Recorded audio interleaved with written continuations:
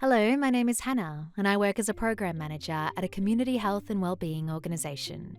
I support several teams, including a child, youth, and family team.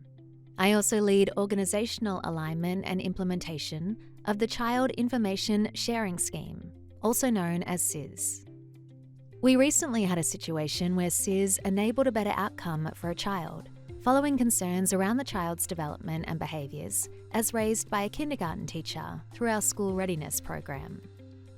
The child had been telling her that he was scared of his father and had been showing regressive behaviours such as bedwetting, thumb sucking, and uncontrollable crying.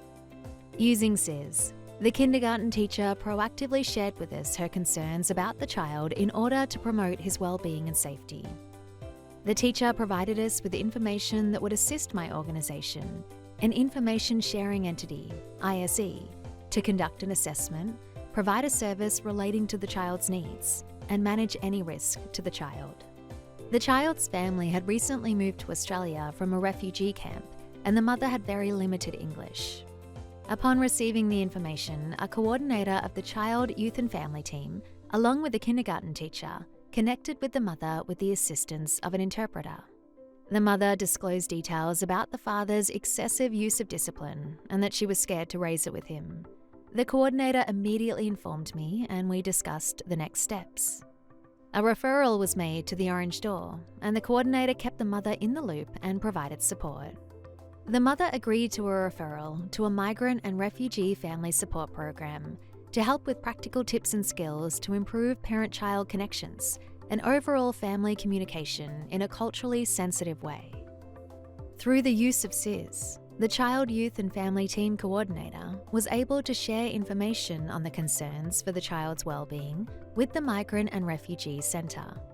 We wanted to ensure that we promoted the child's cultural safety, recognised the cultural rights and the familial and community connections of children by referring the family to a culturally sensitive, respectful, and safe support service. Although parental consent is not required under CISS, the coordinator chose to speak to the mother about the information sharing process and explained how information sharing would continue as required to best support her child's well-being and safety. The child was also referred to a paediatric psychologist within my organisation. Updates on the child's engagement and development were shared proactively amongst relevant ISEs, including the Community Health and Wellbeing Organisation, the Migrant and Refugee Centre, and the kindergarten, for the purpose of promoting the well-being and safety of the child. In this situation, the coordinated information sharing by 4 agencies supported a timely referral to the Orange Door that enabled co-case management. The collaborative approach promoted positive relationships between the child and the mother and supported the father to engage with the Migrant and Refugee Centre and the Orange Door to access parenting support. I find that CISS supports staff to gain a complete view of the children they work with and enables early intervention and much more timely support. This means children's lives can be improved, families can be supported, and the potential for that to change the trajectory of children's lives is enormous.